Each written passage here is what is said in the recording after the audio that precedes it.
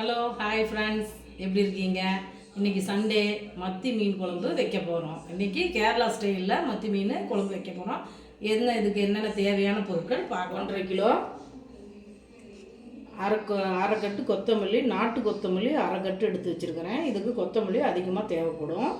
பச்சை மிளகா 15 கட் பண்ணி வச்சுருக்கிறேன். உங்களுக்கு தேவைக்கு தகுந்த மாதிரி போட்டுக்கோங்க. தக்காளி பழம் 4 பழம் அரிஞ்சு வச்சுருக்கேன். சின்ன வெங்காயம் ஒரு 30 வெங்காயம் ரெண்டாக அறுத்து வச்சுருக்கேன். இஞ்சி பூண்டு 1 ஸ்பூனு. மாங்காய் 2, புளிப்பு மாங்காய் 2. வாங்க இப்போ எப்படி செய்யலாம். எண்ணெய் ஊற்றி கடுகு போட்டிருக்கிறோம். அடுத்து நம்ம வெங்காயம்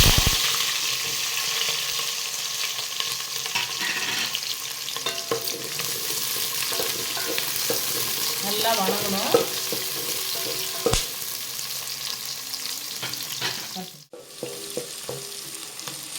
வெங்காயம் நல்லா வணங்கணும், பொன்னிறமாக வணங்கணும்.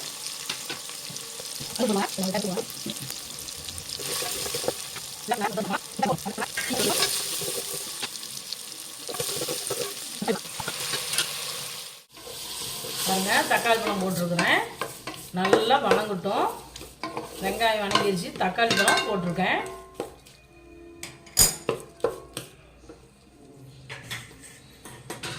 நல்லா வணங்கட்டும். தண்ணி வச்சுருக்கிறேன். இது கொஞ்சம் அடுப்பில் கொதிக்கிட்டோம். பச்சை தண்ணியை நம்ம ஊற்றக்கூடாது, சுட வச்சு கொதிக்கிற தண்ணியை அதை ஊற்றிக்கலாம். இதுக்கு இந்த தக்காளி மாங்காய் மட்டும்தான் புளிப்பு, வேறு புளியெல்லாம் எதுவும் சேர்த்துறது கிடையாது. வேணுன்னா மிளகாத்தூள் போட்டுக்கலாம். தக்காளி, வெங்காயம், பச்சை மிளகா, தக்காளி, இன்னும் இஞ்சி பூண்டு சேர்க்கலை, நம்ம தண்ணியும் சேர்க்கலைன்னா, அதனால் இஞ்சி பூண்டு இப்போ சேர்த்துக்கலாம். ஏன்னா முன்னாடி போட வேண்டிய இஞ்சி பூண்டு இப்போ போடுறீங்கன்னு நினைக்க வேணாம். இதெல்லாம் நல்லா வணங்கிட்டு இஞ்சி பூண்டு போட்டால் போதும். அதான் நம்ம வணங்க விட போகிறோம். 1 டீஸ்பூன் இஞ்சி பூண்டு, ஒரே டீஸ்பூன் போட்டுக்கலாம். இப்போ பாருங்கள், நல்லா வணங்கியாச்சு. கொஞ்சம் மஞ்சள் போட்டுக்கலாம்.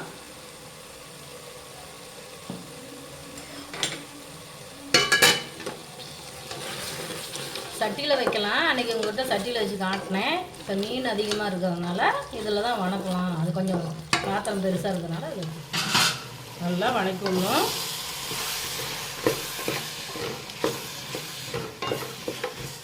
பாருங்க, மாங்காய் போட்டுக்கிறேன். நல்லா கொஞ்சம் வணங்கணும். இதில் இந்த பக்கத்தில் வெங்காயம் கொஞ்சம் போட்டுக்கோங்க. வெங்காயம் சொல்ல மாட்டேன்.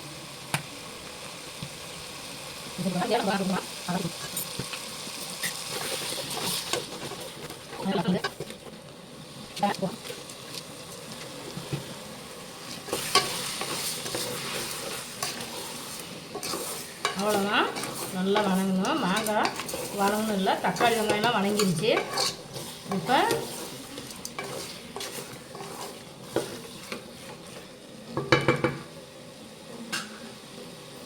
இப்போ பாருங்கள், கொதிக்குது தண்ணி. அந்த தண்ணி எடுத்து அப்படியே நம்ம இதில் ஊற்ற போகிறோம்.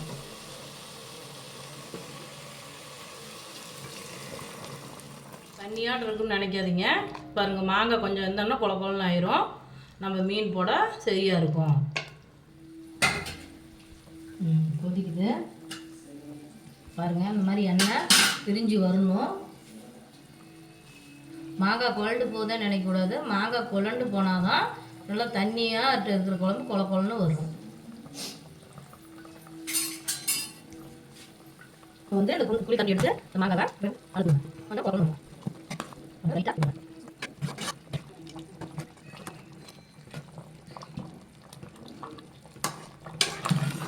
நல்லா கொதிச்சிருச்சு. கரெக்டாக இப்போ மீன் போட போகிறோம். மீன் நல்லா மஞ்சள் போட்டு நல்லா கழுவி வச்சுருக்கேன். அது ஃப்ரெஷ்ஷான மீன் பாருங்கள், நல்லா இருக்குது. மீன் போடும், நீங்களும் செஞ்சு பாருங்கள், நல்லா டேஸ்ட்டாக இருக்கும்.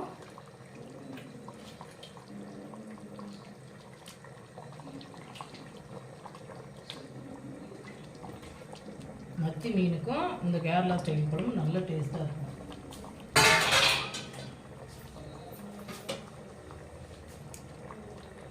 தண்ணியாட்டு இருந்தால் தான் ஃப்ரெண்ட்ஸ் இந்த குழம்பு நல்லாயிருக்கும். இப்போ மீன் போட்டோம், ஒரு 10 நிமிஷம் கொதிக்கிட்டோம், அடுப்பை ஆஃப் பண்ணிடலாம்.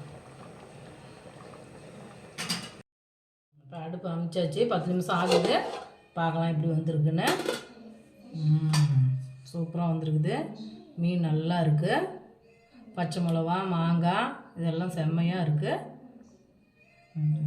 இது வந்து ஒரு மணி நேரம் ஊறணும்.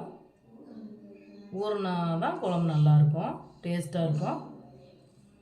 இந்த மாதிரி செஞ்சு பாருங்கள் ஃப்ரெண்ட்ஸ். எப்படி இருந்ததுன்னு கமெண்ட் பண்ணுங்கள். இந்த வீடியோ பிடிச்சிருந்தால் லைக் பண்ணுங்கள், ஷேர் பண்ணுங்கள், சப்ஸ்கிரைப் பண்ணுங்கள். அடுத்த வீடியோவில் பார்க்கலாம் ஃப்ரெண்ட்ஸ். பாய்.